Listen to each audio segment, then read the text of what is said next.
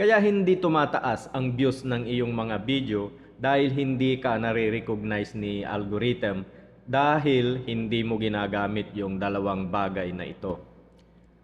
Marami sa mga content creator ngayon yung nag-i-struggle sa views ng kanilang mga video. Mabagal ang pagtaas or hindi tumataas dahil nga hindi nila ginagamitan ng title o hashtag yung kanilang mga videos. Kapag ka nag-upload sila, ina-upload lang nila without any title, without any hashtag, or minsan merong title pero wala namang hashtag, minsan merong hashtag pero wala namang title. Pagka ganito kasi yung ginagawa natin ay hindi ho talaga mapapansin ni algorithm or hindi tayo ma-recognize ni algorithm yung mga video natin. Kasi si algorithm hindi naman ito tumitingin doon sa ating content o kaya doon sa ating video. Ang pinaprocess lang niya, ang tinitingnan niya ay kung ano yung nakatitle sa video natin at kung ano yung hashtag natin. Kaya kung yung dalawang ito ay hindi natin ginagamit, lalo na pagka baguhan po, importante na lahat ng mga i-upload nyo na video ay nilalagyan nyo ng title at hashtag dahil dito nire-recognize or dito tinitingnan ni algorithm kung saan ba niya ika-categorize yung video natin, kung saan niya ito ilalagay. About ba ito sa pagluluto, about ba ito sa tutorial, about ba ito sa physical fitness. Kung hindi mo iyan nilagyan, parang bulag si algorithm. Hindi niya alam kung saan niya ika-categorize yung video mo at yun yung nagiging dahilan kung bakit hindi tumataas yung views, nai-stuck ka sa 200, hindi mabagal yung pagdami ng followers mo dahil nga hindi mo na tatamaan yung target audience mo dahil nga hindi alam ni algorithm kung saan ba or ano ba yung laman ng iyong content. Kasi nga wala siyang titignan o hindi niya alam dahil hindi mo nga nilalagyan ng title ni hindi mo naman nilalagyan ng hashtag or kung nilalagyan mo man ng hashtag ito ay hindi naman relevant doon sa iyong content.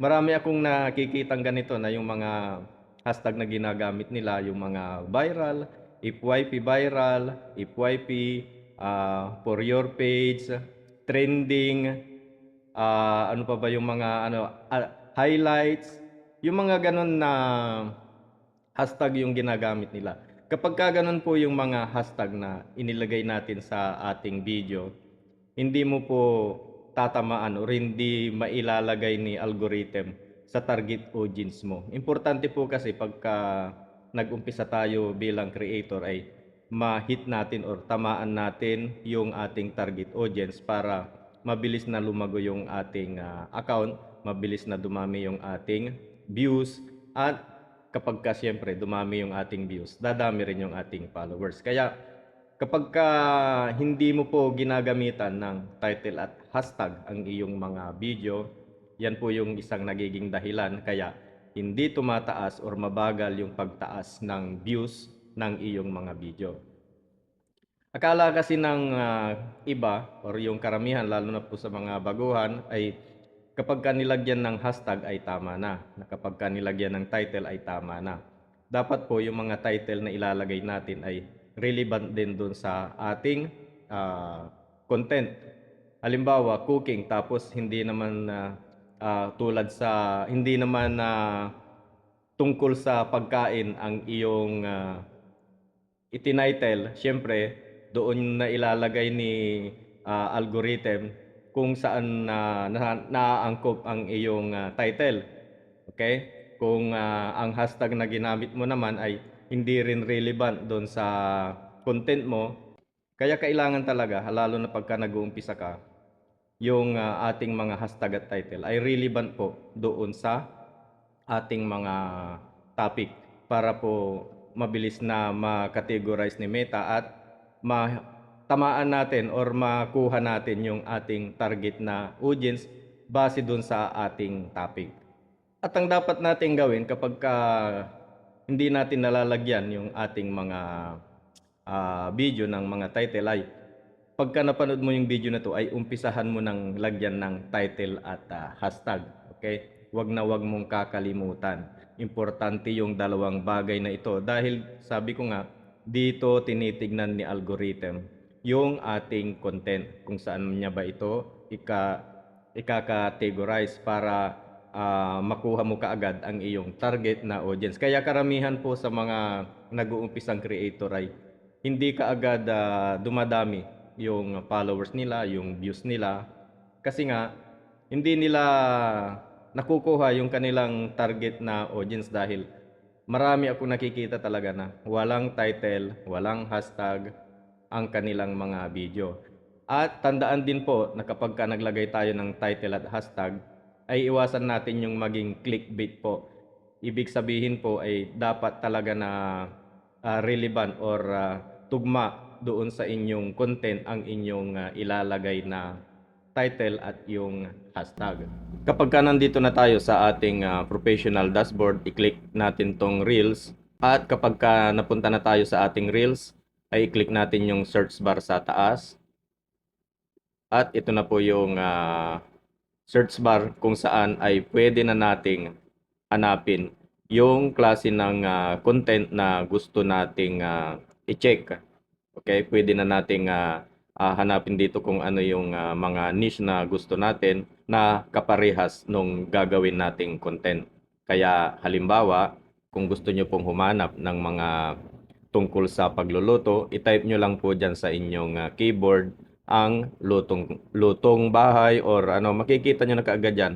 Sa unang words pa lang na luto ay makikita nyo na dyan. May suggestion na si Meta kaagad kung ano ba yung gusto nating hanapin.